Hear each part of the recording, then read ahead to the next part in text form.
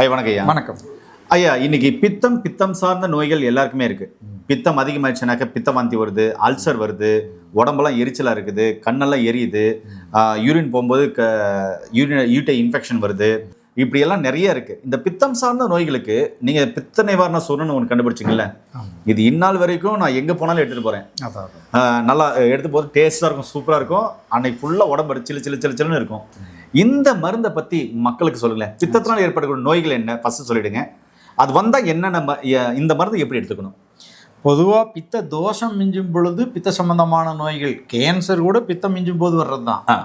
அதனால அது வரைக்கும் போயிடும் அது பித்தத்தை விட்டா. இப்போ 180% மனிதர்கள் பித்தத்தோடு தான் இருக்காங்க, மிஞ்சிய பித்தத்தோடு தான் இருக்காங்க, பித்த தோஷத்தோடு தான் இருக்காங்க. பித்த தோஷம் மிஞ்சுவதற்கு மிக முக்கியமான காரணம் மனம்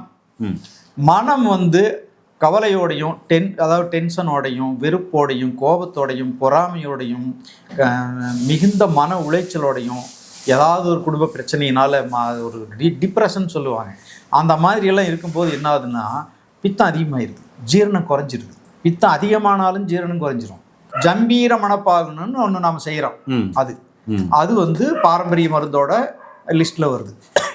அது அந்த காலத்துலேருந்தே நிறையா கம்பெனிகளும் நிறையா பேரும் செஞ்சுட்டு இருக்காங்க. நம்ம கம்பெனிலையும் செய்கிறோம்.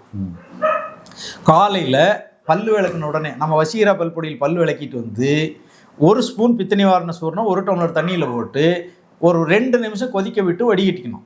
அதில் ஜம்பீர மணப்பாக 1 ஸ்பூன் ஊற்றி மெதுவாக குடித்தாங்கன்னா அப்போவே தலை சுத்தல், வாந்தி, மயக்கம், ஒரு மாதிரி வயிறு எரியிறது, பசிக்காதது எல்லாம் சரியாயிடும்.